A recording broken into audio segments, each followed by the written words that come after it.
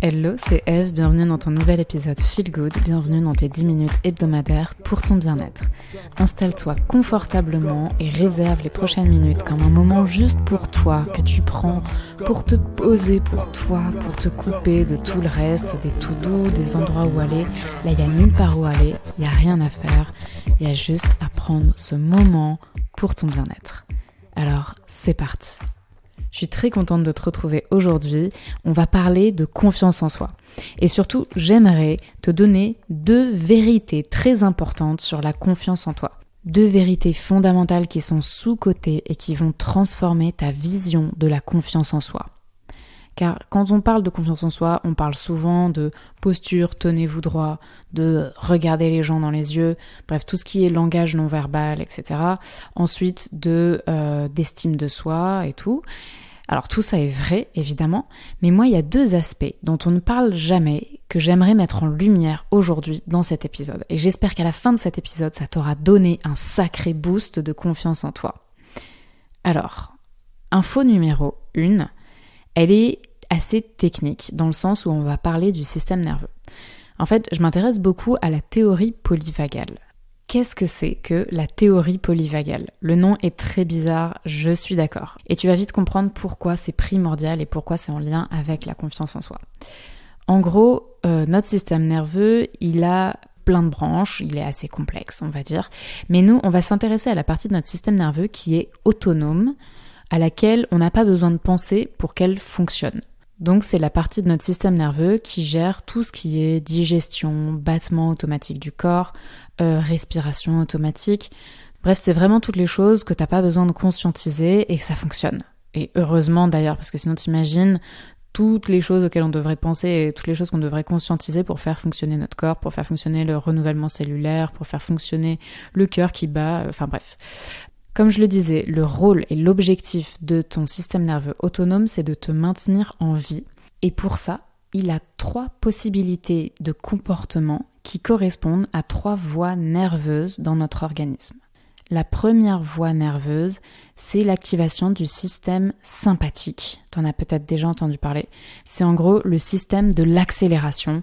Ça accélère toutes tes fonctions vitales et ça va correspondre au passage à l'action, à la fuite ou au combat. Ou enfin bref, tu réagis à donf, t'es en mode stress, t'es en mode action, go, go, go, fight, course, tout ce que tu veux dans la vitesse, dans l'accélération.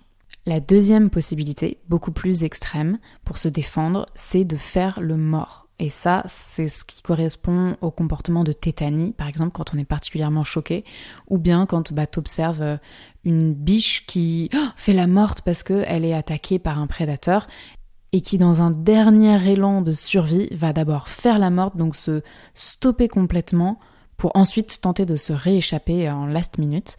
Mais donc on passe par ce moment de tétanie totale.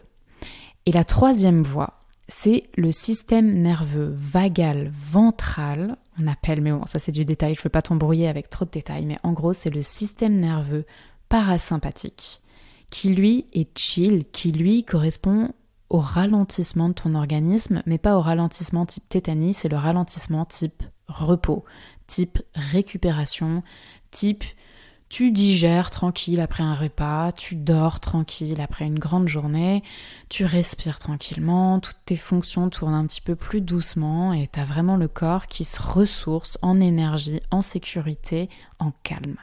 Et en fait, cette 3e voie, cette voie de la sécurité, c'est quand on est dans ce mode-là qu'on est capable de rentrer en relation, parce qu'on se sent en sécurité. Et j'insiste sur ce mot parce que il n'est pas à prendre au sens pur de est-ce que je suis attaquée par un prédateur ou autre, qui là serait plus pratico-pratique. Dans nos sociétés actuelles, la sécurité, elle peut être beaucoup plus subtile que ça, on va dire. Et ça va être notamment l'idée de sécurité mentale, de sécurité affective, qui peut être troublée par des traumas qu'on aura vécus dans l'enfance, par exemple. Et en fait, si à l'intérieur de toi, tu te sens pas en sécurité, tu vas souvent être sur un mode de ton système nerveux qui perçoit du danger et donc qui est plutôt en mode stress et qui peut vite conduire à l'épuisement et qui, en tout cas, ne te permet pas de te sentir en confiance. Car selon la théorie polyvagale, la confiance en soi, elle s'installe quand on est dans un état nerveux de sécurité. Donc, c'est extrêmement important de comprendre que c'est par le système nerveux que ça se passe pour avoir confiance en soi. C'est une forme de calme, d'apaisement intérieur, de sentiment de sécurité qui s'installe, qui t'imprègne et qui va te permettre d'aller dans des relations avec les autres, d'être ouvert avec les autres. Mais pour pouvoir s'ouvrir vers l'extérieur, il faut déjà qu'à l'intérieur de toi, ça soit stable, ça soit sécure. Et pour ça, il faut donc activer la partie vagale ventrale de ton système nerveux. Et ça passe par des exercices de respiration, ça passe par une reconnexion au corps, ça passe par le yoga, ça passe par la méditation, ça passe par la relaxation, par la marche, par la lecture, par toutes les choses qui vont te permettre de redescendre à un niveau d'énergie, détente, restauratif. Maintenant, il peut être particulièrement intéressant d'essayer de repérer si tu as tendance à être tout le temps dans un mode nerveux sympathique. Ça, c'est le cas de beaucoup de personnes et c'est le cas des gens qui, justement, n'ont pas souvent confiance en eux, qui manquent d'estime d'eux-mêmes, qui ont eu toutes sortes de traumas émotionnels, psychologiques, et qui se sentent tout le temps sur la défensive en fait, soit dans un mode fuite, soit dans un mode attaque, soit dans un mode course, mais qui dans tous les cas ne sont jamais dans un mode repos. Et à terme, ça peut vraiment être épuisant. On parle beaucoup du burn-out, de la dépression, mais en fait bien souvent, c'est qu'on en arrive à un tel état d'épuisement parce que avant tout ça, on était dans une anxiété énorme et du coup on en vient au burn-out ou à la dépression. Mais la cause de tout ça, c'est l'anxiété et c'est le manque de sécurité interne et c'est le système nerveux sympathique qui est tout le temps surmené. Donc je t'invite à être attentif à ça chez toi parce que c'est vraiment intéressant de repérer ça. Si tu te rends compte que tu as peut-être tendance à être trop souvent sur un mode sympathique, donc sur un mode speed, attention. Warning maximal et sans doute qu'il faut que tu t'y intéresses et qu'il faut que tu t'accordes un petit peu plus de moments de repos et qu'il faut que tu ailles creuser un peu à l'intérieur de toi sur ce qui te permettrait de te sentir en sécurité, sur ce qui te permettrait de redescendre un petit peu la pression parce que le corps il a besoin d'équilibre. Comme dans tout, l'harmonie elle se trouve dans de la vitesse de l'accélération et du repos de temps en temps.